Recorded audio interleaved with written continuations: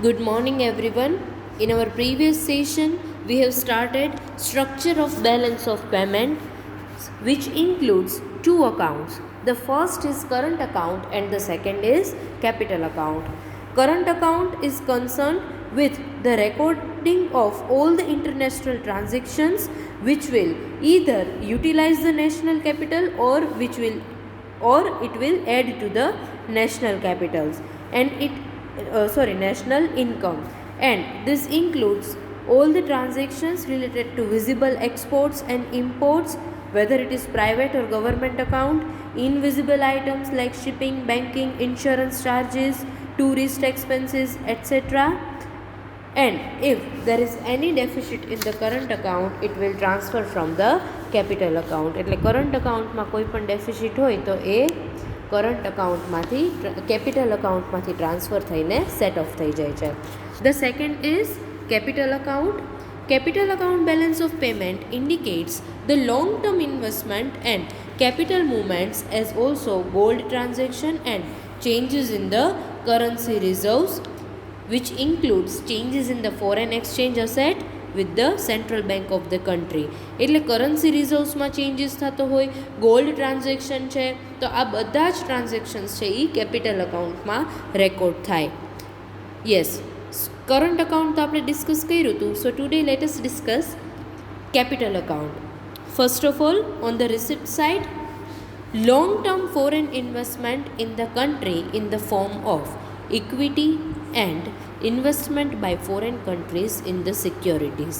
Yes, long term investment કર્યું હોય, foreign investment છે, કાં તો ઇક્વિટીના ફોર્મમાં હોય અને કાં તો investment by the foreign countries in securities. એટલે ફોરેન કન્ટ્રીઝ છે એ આપણી કન્ટ્રીમાં કોઈ સિક્યોરિટીઝમાં ઇન્વેસ્ટમેન્ટ કરે તો એ પણ અહીંયા રેકોર્ડ થાય. દેન receipt on account of short term and long term loans, credit, etc. Yes, short term long term loan હોય, ક્રેડિટ હોય, પણ કોની તરફથી? તો ઇન્ટરનેશનલ ફિનાન્શિયલ ઇન્સ્ટિટ્યુશન્સ. કોઈ એવા ઇન્ટરનેશનલ ફિનાન્શિયલ ઇન્સ્ટિટ્યુશન્સ છે અને એ આપણી કન્ટ્રીમાં આવી અને ઇન્વેસ્ટમેન્ટ કરે તો એ ઇન્ક્લુડ થાય. Then foreign governments. Yes, foreign કન્ટ્રીની ગવર્મેન્ટ છે એ આપણી કન્ટ્રીમાં ઇન્વેસ્ટમેન્ટ કરતી હોય. તમને ખ્યાલ હોય તો આપણે ઘણા બધા એવા MOU સાઇન કરીએ છીએ, that is memorandum of understanding, કે બે કન્ટ્રીની ગવર્મેન્ટ વચ્ચે એવો MOU સાઇન થાય કે આ કન્ટ્રી છે એ ફ્યુચરમાં આપણી કન્ટ્રીમાં આટલા ક્રોર્સ રૂપીસ છે એ આ પ્રોજેક્ટમાં ઇન્વેસ્ટમેન્ટ કરશે, તો એ પણ અહીંયા રેકોર્ડ થાય. દેન પ્રાઇવેટ ફોરેન ઇન્વેસ્ટર્સ. હવે ગવર્મેન્ટ સિવાય કોઈ એવું પ્રાઇવેટ ઇન્વેસ્ટર હોય કે જેને આપણી કન્ટ્રીમાં ઇન્વેસ્ટમેન્ટ કરવું હોય તો એને રિલેટેડ ટ્રાન્ઝેક્શન્સ પણ અહીંયા રેકોર્ડ થાય. દેન રિસિપ્ટ્સ ફ્રોમ સેલ ઓફ ગોલ્ડ. તમે આપણી કન્ટ્રીએ બીજી કન્ટ્રીમાં ગોલ્ડ સેલ કર્યું હોય અને એમાંથી ઇન્કમ જનરેટ થઈ હોય તો then it will be add to receipt side in capital account. Then changes in the currency reserves including changes in the foreign assets of the central bank of the country. Yes, currency reserve change થતો હોય which also includes changes in the foreign assets of the central bank. એટલે central બેંકની foreign અસેટમાં કોઈ change થયો હોય અને એની લીધે કોઈ ઇન્કમ જનરેટ થઈ હોય તો એ કેપિટલ અકાઉન્ટમાં રિસિપ્ટ સાઇડ ઇન્ક્લુડ થાય. હવે આ જેટલું રિસીવ કર્યું ને આપણે એટલું જ સામે એ જ ફોર્મમાં આપણે પેમેન્ટ પણ કરતા હોય તો એ આવશે. That is long term foreign investment made in foreign countries in the form of equity and investment in foreign securities. આપણી કન્ટ્રીમાંથી બીજી કન્ટ્રીમાં આપણે ઇક્વિટીના ફોર્મમાં કે કોઈ બીજી સિક્યોરિટીઝમાં ઇન્વેસ્ટમેન્ટ કર્યું હોય તો એ પેમેન્ટ સાઇડ રેકોર્ડ થાય, બિકોઝ ત્યારે આપણે એ કન્ટ્રીને પે કરવું પડશે. Then repayment of short term and long term loans, credit etcetera. આપણે લોન લીધી છે અને એ લોનનું રીપેમેન્ટ કરવાનું છે ફોરેન કન્ટ્રીઝને, તો ક્યાં કોને કરવાનું હોય? તો એવા કોઈ ફિનાન્શિયલ ઇન્સ્ટિટ્યુશન છે, ફોરેન ગવર્મેન્ટ છે અને કાં પછી કોઈ પ્રાઇવેટ ફોરેન ઇન્વેસ્ટર્સ છે, બિકોઝ લોન લીધી હોય તો એ રીપે તો કરવી જ પડે. Then payment for purchasing of gold. આપણે ફોરેન કન્ટ્રીમાંથી ગોલ્ડ પરચેસ કર્યું હોય તો એની માટે એનું પેમેન્ટ છે એ ફોરેન કન્ટ્રીને કરવું જ પડે. Changes in the currency reserve including changes in the foreign exchange asset of the central bank of the country. Yes, આપણી સેન્ટ્રલ બેંક પાસે કરન્સી રિઝર્વ્સ હોય છે અને ફોરેન એક્સચેન્જ અસેટ હોય છે. આમાં કોઈ વેલ્યુમાં ચેન્જ આવે ફોરેન કરન્સી રિઝર્વમાં તો ઘણીવાર એવું બને કે આપણે બીજી કન્ટ્રીને પેમેન્ટ કરવું પડે. જેમ આપણે કરન્સી રિઝર્વમાં ચેન્જીસ આવે અને રિસીવ કરીએ તો આપણે સામે પેમેન્ટ પણ કરવું પડે. નાવ It is about the current account and capital account of the balance of payment. So, from this table, we can see that the balance of payments of a country includes all the receipts and payments on account of both visible items and invisible items of imports and exports. But one important thing should be noted over here is that the balance of payments and not the balance of trade, which shows the real picture of the overall economy of the country. તમારે કોઈ પણ કન્ટ્રીની ઇકોનોમીનું real picture જોવું હોય ને તો એ તમને balance of trade ઉપરથી ખ્યાલ ન આવે. You can came to know about the economic situation of the country from the balance of payments only, because balance of trade only includes the transactions related to visible items, but it is the balance of payments which includes all the transactions related to visible items, invisible items, as well as the international movements of the capital. Surplus in the balance of trade is not the indication of the country's prosperity, or if there is deficit in the balance of trade of the country, it does not indicate that the country's economy is poor. એટલે કોઈ પણ કન્ટ્રીના balance of ટ્રેડમાં જો balance of trade કહું છું ખાલી visible items જો surplus હોય ને તો એનો મતલબ એવો નથી કે કન્ટ્રી છે એ પ્રોસ્પર છે, સદ્ધર છે. અને કોઈ પણ કન્ટ્રીની બેલેન્સ ઓફ ટ્રેડમાં જો ડેફિસિટ હોય તો એનો મતલબ એવો નથી કે એ પુઅર કન્ટ્રી છે. એનું રીઝન સમજાવું કે બેલેન્સ ઓફ ટ્રેડમાં તમે ખાલી વિઝિબલ આઇટમ્સ ઇન્ક્લુડ કરો છો તો કદાચ એવું બની શકે કે વિઝિબલ આઇટમ્સને રિલેટેડ ટ્રાન્ઝેક્શન્સ છે ને એ વધારે છે, તો એનો મતલબ એવો થયો કે તમારે પેમેન્ટ વધારે કરવાનું છે. ઇટ મીન્સ કે ફોરેન કન્ટ્રીમાંથી તમે વધારે વિઝિબલ આઇટમ્સ છે એ ઇમ્પોર્ટ કર્યા છે તો પેમેન્ટ વધારે હશે, તો કદાચ બેલેન્સ ઓફ ટ્રેડ છે એ ડેફિસિટ બતાવે. But on the other hand જો બેલેન્સ ઓફ પેમેન્ટમાં જે ઇનવિઝિબલ આઇટમ્સ છે, સર્વિસીસ છે, એ તમે જેટલા વિઝિબલ આઇટમ્સ ઇમ્પોર્ટ કર્યા ને એના કરતાં વધારે તમે સર્વિસીસ રેન્ડર કરી છે, તો સર્વિસીસના બેઝ ઉપર તમારે વધારે પેમેન્ટ રિસીવ કરવાનું છે ફોરેન કન્ટ્રી પાસેથી. તો જો શું થયું હતું કે બેલેન્સ ઓફ ટ્રેડમાં તો ડેફિસિટ બતાવતા હતા, પણ અહીંયા બેલેન્સ ઓફ પેમેન્ટ્સમાં તો શું થયું કે તમારે વધારે રિસીવ કરવાનું છે on account of the invisible items. તો in that case we can say that if you want to know the real situation of the economy of the country, then you can only do it from the balance of payments and not from the balance of trade. ઘણીવાર એવું બને કે overall situation balance of પેમેન્ટમાં favourable હોય but balance of ટ્રેડમાં unfavourable બતાવતા હોય, અને ઘણીવાર એવું બને કે બેલેન્સ ઓફ ટ્રેડમાં સિચ્યુએશન અનફેવરેબલ હોય બટ બેલેન્સ ઓફ પેમેન્ટ્સમાં ફેવરેબલ હોય. સો કોઈ પણ કન્ટ્રીની સિચ્યુએશન તમારે ટ્રુ પિક્ચર જાણવું હોય તો એ તમારે બેલેન્સ ઓફ પેમેન્ટ્સને જ સ્ટડી કરવું પડે.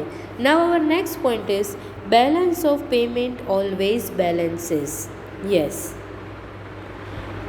balance of payments must balances in the accounting sense. Debit must be equal to the credits if the entries are consistently made. જો કોઈ પણ કન્ટ્રી કન્સિસ્ટન્ટલી બધી જ એન્ટ્રીઝ બધા જ ટ્રાન્ઝેક્શન્સ રેકોર્ડ કરતી હોય ને તો જે વસ્તુ તમે ડેબિટ કરી છે ને એને ક્રેડિટ કરવી જ પડે. The balance of payments accounts maintains in the form of double entry bookkeeping system. જો બેલેન્સ ઓફ પેમેન્ટ છે ને એ ડબલ એન્ટ્રી એટલે હવે એકની બુકમાં ટ્રાન્ઝેક્શન્સ ડેબિટ થતા હોય તો સામે બીજાની બુકમાં ક્રેડિટ તો થાય જ ને. હું તમને પેમેન્ટ કરું છું તો તમારે ઇન્કમ રિસીવ થઈ તો મેં અહીંયાથી પેમેન્ટ કર્યું ને, એટલે ડેબિટ અને ક્રેડિટ બે ટ્રાન્ઝેક્શન્સ છે એ રેકોર્ડ કરવા પડે, એને ડબલ એન્ટ્રી બુકકીપિંગ સિસ્ટમ કહેવાય. So whenever there is credit for one country there will be a debit for the another country. જો તમે એક કન્ટ્રી માટે ક્રેડિટ કરો છો તો બીજી કન્ટ્રીની બુકમાં તમારે ડેબિટ કરવું જ પડે. And this is the meaning of the statement balance of payment always બેલેન્સીસ. એટલે એક કન્ટ્રીની બુકમાં જો ડેબિટ થતું હોય તો સામે બીજી કન્ટ્રીની બુકમાં તમારે ક્રેડિટ કરવું પડે, અને તમારી કન્ટ્રીની બુકમાં જો ક્રેડિટ થતું હોય તો ડેબિટ થતું હોય તો સામે બીજી કન્ટ્રીની બુકમાં ક્રેડિટ કરવું જ પડે. If you remember the entry debit what comes in and credit what goes out, એવી જ રીતે તમારે અહીંયા પણ બેલેન્સ ઓફ પેમેન્ટ્સ બે કન્ટ્રીની બુક્સમાં એન્ટ્રી છે એ કરવાની છે. તો જ તમને ખ્યાલ આવે ને કે ઇમ્પોર્ટ કેટલું થયું, સામે એક્સપોર્ટ કેટલું થયું, કે એક કન્ટ્રી પાસેથી આપણે આટલા ગુડ્સ પરચેસ કર્યા તો એને પેમેન્ટ આટલું કર્યું, તો આપણી બુકમાં તો રેકોર્ડ થશે, પણ સાથે સાથે આપણે બીજી કન્ટ્રીની બુક પણ બનાવશું અને એમાં પણ રેકોર્ડ કરશું. So, it should be noted over here is that while countries' international accounts must always balances, its own accounts need not to be in equilibrium. આપણે એમ કીધું કે જે ઇન્ટરનેશનલ અકાઉન્ટ્સ છે ને એ ઓલવેઝ બેલેન્સ થઈ જવા જોઈએ, પણ એનો મતલબ એવો નથી કે કન્ટ્રી છે એ પોતાના અકાઉન્ટ્સ છે એ ઇક્વિલિબ્રિયમમાં જ રાખે, એવું જરૂરી નથી. Just for example, if a country has a debit balance on the current account, it means that it is either importing capital on long term or short term.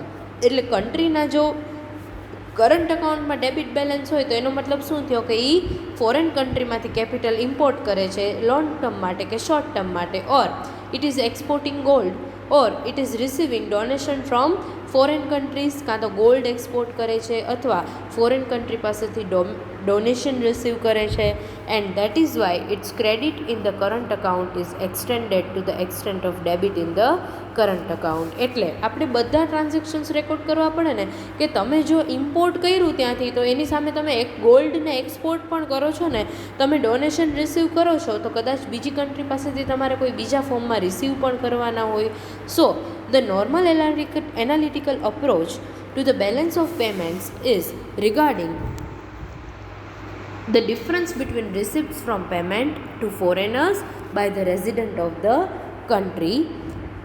It may be expressed symbolically as B is equals to R minus P, where B means balance of payments, R means receipts from foreigners, and P means payment made to the foreigners. So balance of payments is the difference between receipt and payment, કે તમારે કેટલું receive કરવાનું છે અને સામે કેટલું payment કરવાનું છે, આ બેનો difference it is known as balance of payments. Now if country's balance of payment is said to be in equilibrium when receipts are equals to the payments. એટલે જેટલા પણ ટ્રાન્ઝેક્શન્સ રેકોર્ડ કરો છો એમાં જેટલું તમે પેમેન્ટ કરો છો એની સામે એટલી જ રિસિપ્ટ્સ છે, તો balance of payment is said to B in equilibrium, and such a country is called country in external balance. આવી કન્ટ્રીને કન્ટ્રી ઇન એક્સટર્નલ બેલેન્સ કહેવાય કે જ્યાં ઇમ્પોર્ટ અને એક્સપોર્ટ છે એ બે બેલેન્સ થતું હોય. But if the countries balance of payment on the other hand, the country's balance of payment is said to be favorable if the total receipts from the foreign countries are greater than the total payments to the foreign countries.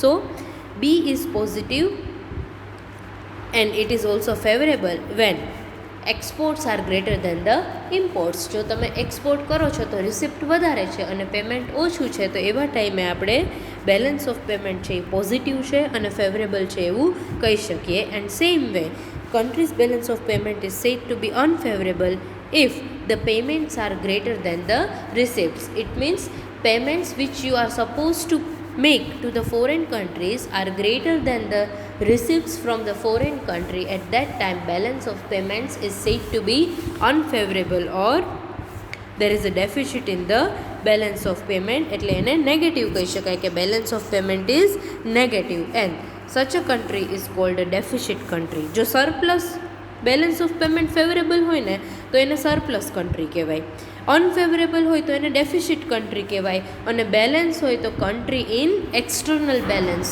એવું કહેવાય. નાઉ symbolically we can say that if B is equals to 0, the balance of payment is in equilibrium.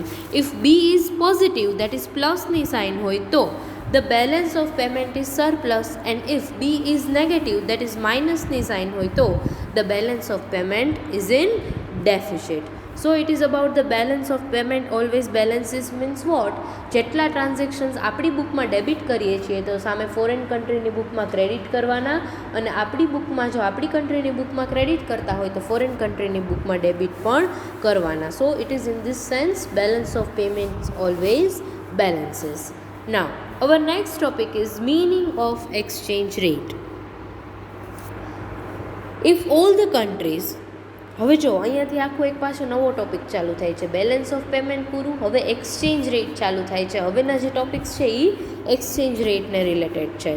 Now if all the countries have same type of currencies at that time, the problem of exchange rate may not arises. But here the problem is that different countries have different currency system, and therefore problem of foreign exchange arises in international trade. Especially જ્યારે international trading હોય ને ત્યારે exchange રેટનો problem છે એ create થાય છે.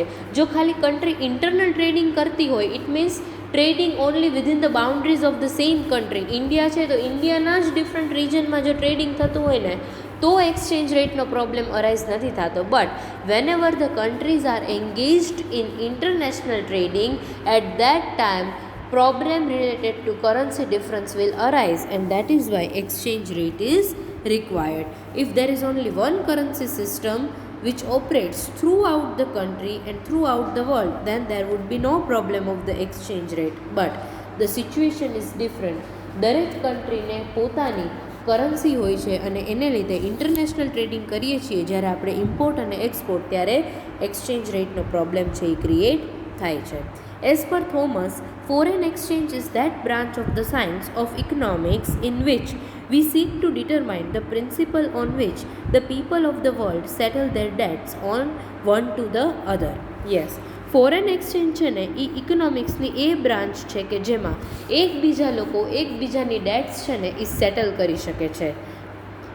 સો simple મિનિંગમાં કહું ને તો the rate at which currency of one country is converted into the currency of the another country is known as the rate of exchange. હવે મેં અમેરિકા પાસેથી બોરો કર્યા છે મની, તો હું એને રીપેમેન્ટ કરીશ તો એ મારી કરન્સીમાં કરીશ કે એની કરન્સીમાં? મારે એને એની કરન્સીમાં કરવા પડે. તો એનો મતલબ એમ થયો, જો હું મારી ડેટ છે એ જે રેટ ઉપર સેટલમેન્ટ કરું એને એક્સચેન્જ રેટ કહેવાય, ફોરેન કરન્સી કહેવાય. નાવ the rate of exchange is the price of one currency expressed in terms of another currency. એટલે એક કરન્સીને તમે જે પ્રાઇસ ઉપર બીજી કરન્સીની માં એક્સપ્રેસ કરો છો ને એને રેટ ઓફ એક્સચેન્જ તરીકે આપણે કન્સિડર કરી શકીએ. નાવ જસ્ટ એક સિમ્પલ એક્ઝામ્પલથી સમજીએ કે $1 is equals to 50 rupees and 1 pound is equals to 80 rupees. એનો મતલબ એવો થયો કે આપણી કન્ટ્રીમાં જે વસ્તુ છે એ 50 રૂપીસથી મળે છે ને એ બીજી કન્ટ્રીમાં $1 મળે છે. તો જો કોમોડિટીની પ્રાઇસ જે રેટ ઉપર સેમ થાય ને એને આપણે રેટ ઓફ એક્સચેન્જ તરીકે કન્સિડર કરી શકીએ. કાં પછી આપણી કન્ટ્રીમાં જે વસ્તુ 80 રૂપીસમાં મળે છે એ બીજી કન્ટ્રીમાં 1 પાઉન્ડમાં મળે છે. તો એનો મતલબ એમ કે આ રેટ ઉપર બે વસ્તુની પ્રાઇસ છે એ ઇક્વલ થઈ. એનો મતલબ સમજો તમે, જે રેટ ઓફ એક્સચેન્જ ઉપર એક કન્ટ્રીની કરન્સીની પ્રાઇસ છે તમે બીજીના ટર્મ્સમાં એક્સપ્રેસ કરો એને આપણે રેટ ઓફ એક્સચેન્જ તરીકે કન્સિડર કરી શકીએ. આપણે કહીએ છીએ ને અત્યારે ડોલરના ભાવ શું ચાલે છે અને પાઉન્ડના ભાવ શું ચાલે છે, કે અત્યારે $1 સામે 60 રૂપીસ છે. તો જો આપણો રેટ ઓફ એક્સચેન્જ થઈ ગયો કે જો તમારે ફોરેનમાંથી $1ની વસ્તુ પરચેસ કરવી હોય ને તો તમારે એની સામે 60 રૂપીસ પે કરવા પડશે. This is known as the rate of exchange. So, but the equilibrium rate of exchange is that rate at which over a certain period maintains balance in the balance of payments of a country in equilibrium. Yes, તો equilibrium rate of exchange કોને કહેવાય? તો equilibrium rate of exchange એટલે એવો exchange rate કે જે કન્ટ્રીના balance of પેમેન્ટ્સમાં long term માટે balance maintain કરે. It means balance of payment balances means what? Imports and exports are equal without any changes in the currency reserves. એટલે આ rate કેવો હશે કે જે કન્ટ્રીના કોઈ ઇન્ટરનેશનલ કરન્સી રિઝર્વમાં પણ તમારે ચેન્જ નહીં કરવો પડે, ગોલ્ડને સેલ નહીં કરવું પડે અને ઇમ્પોર્ટ અને એક્સપોર્ટ ઉપર કોઈ પણ જાતના આર્ટિફિશિયલ રિસ્ટ્રિક્શન્સ છે ઇમ્પોઝ નહીં કરવા પડે અને આપણી કન્ટ્રીનું જે અનએમ્પ્લોયમેન્ટ છે એ બીજી કન્ટ્રીની અનએમ્પ્લોયમેન્ટ કરતાં વધારે ન હોવું જોઈએ. તો એ રેટને આપણે ઇક્વિલિબ્રિયમ રેટ ઓફ એક્સચેન્જ તરીકે કન્સિડર કરી શકીએ. Yes, it is very important. આપણે કહીએ ને કે ઇમ્પોર્ટ અને એક્સપોર્ટ ઇક્વલ થઈ જવા જોઈએ. એનો મતલબ શું થયું? જેટલું ઇમ્પોર્ટ કરીએ છીએ એટલું સામે એક્સપોર્ટ કરી દેવાનું. હવે ઘણીવાર સિચ્યુએશન એવી થાય કે ઇમ્પોર્ટ વધારે છે અને એક્સપોર્ટ ઓછું છે તો કન્ટ્રી શું કરે? આર્ટિફિશિયલ રિસ્ટ્રિક્શન્સ ઇમ્પોઝ કરે કે હવે ગમે તેમ કરીને ઇમ્પોર્ટને રોકવું પડશે કે જેને લીધે આપણે બેલેન્સ ઓફ પેમેન્ટની ડેફિસિટ છે એને રિમૂવ કરી શકીએ. શકીએ તો એની માટે ઇમ્પોર્ટ કોટા ઇમ્પોઝ કરે કે આનાથી વધારે ક્વોન્ટિટી તમે ફોરેન કન્ટ્રીમાંથી ઇમ્પોર્ટ નહીં કરી શકો. તો આવા કોઈ આર્ટિફિશિયલ રિસ્ટ્રિક્શન્સ ઇમ્પોઝ કર્યા વગર જો બેલેન્સ ઓફ પેમેન્ટ છે ને એમાં ઇક્વિલિબ્રિયમ મેન્ટેન થાય ને તો એ રેટને આપણે ઇક્વિલિબ્રિયમ રેટ ઓફ એક્સચેન્જ તરીકે કન્સિડર કરી શકીએ. બીજું એવો જ રેટ છે એ ઇક્વિલિબ્રિયમ રેટ ઓફ એક્સચેન્જ તરીકે કન્સિડર થાય કે જે રેટને લીધે આપણી કન્ટ્રીનો જે અનએમ્પ્લોયમેન્ટ રેશિયો છે ને એ વર્લ્ડની બીજી બધી કન્ટ્રીઝ કરતાં ઓછો હોય. જો અનએમ્પ્લોયમેન્ટ રેશિયો વધારે હોય ને એનો મતલબ એમ કે આપણી કન્ટ્રીમાં પ્રોડક્શન નથી થતું. શું કામ? કારણ કે સામે એક્સપોર્ટની એટલી ડિમાન્ડ જ નથી. તો જો એક્સપોર્ટ ઓછું થતું હોય તો પ્રોડક્શન ઓછું થાય, પ્રોડક્શન ઓછું થાય તો એમ્પ્લોઈઝ પણ સાવ ઓછા હશે એટલે અનએમ્પ્લોયમેન્ટ ક્રિએટ થશે. પણ જો આપણે એક્સપોર્ટ વધારે કરતા હોય એનો મતલબ એવો થયો કે પ્રોડક્શન પણ વધારે થશે અને વધારે પ્રોડક્શન કરવા માટે તમારે એડિશનલ એમ્પ્લોઈઝને રિક્રૂટ કરવા પડે. એટલે આ બધું ઇન્ટર રિલેટેડ છે. એટલે ઇક્વિલિબ્રિયમ રેટ ઓફ એક્સચેન્જ એવો હોવો જોઈએ કે જેને લીધે તમારે તમારું જે કરન્સી રિઝર્વ છે ને ઇન્ટરનેશનલ કરન્સી રિઝર્વ કે જે કોઈ પણ કન્ટ્રીએ ફિનાન્શિયલ ક્રાઇસિસ માટે થઈને રિઝર્વ રાખ્યું હોય એ રિઝર્વ તમારે યુઝ ન કરવું પડે to set the deficit in the balance of payment. ઘણીવાર કોઈ પણ કન્ટ્રીના બેલેન્સ ઓફ પેમેન્ટમાં ડેફિસિટ હોય ને તો એને રિમૂવ કરવા માટે આ કરન્સી રિઝર્વમાંથી આપણે પેમેન્ટ કરતા હોઈએ. પણ એવું ન થવું જોઈએ કારણ કે એ કરન્સી રિઝર્વ છે એ આપણે ફિનાન્શિયલ ક્રાઇસિસ માટે રાખ્યું હોય અને જો એ રિઝર્વને યુઝ કરી લઈએ અને કન્ટ્રીમાં ફિનાન્શિયલ ક્રાઇસિસ આવે તો એ આપણી કન્ટ્રી માટે એડવર્સ ઇમ્પેક્ટ ક્રિએટ કરી શકે. So it should not be done. એટલે રેટ ઓફ એક્સચેન્જ એવો હોવો જોઈએ કે જેને લીધે બેલેન્સ ઓફ પેમેન્ટમાં લોંગ ટર્મ માટે ઇક્વિલિબ્રિયમ મેન્ટેન થાય. બીજું, કન્ટ્રીના ઇન્ટરનેશનલ કરન્સી રિઝર્વ્સ યુઝ ન કરવા પડે, ઇવન ગોલ્ડ પણ યુઝ ન કરવું પડે અને અનએમ્પ્લોયમેન્ટ રેશિયો છે એ બીજી કન્ટ્રી કરતાં આપણી કન્ટ્રીમાં વધારે હોવું જોઈએ નહીં. At that time this rate is known as the equilibrium rate of exchange. So in our next session I will discuss the factors affecting rate of exchange and some other points. So I hope now you are clear with whatever we have discussed today. Thank you so much. See you all in the next session.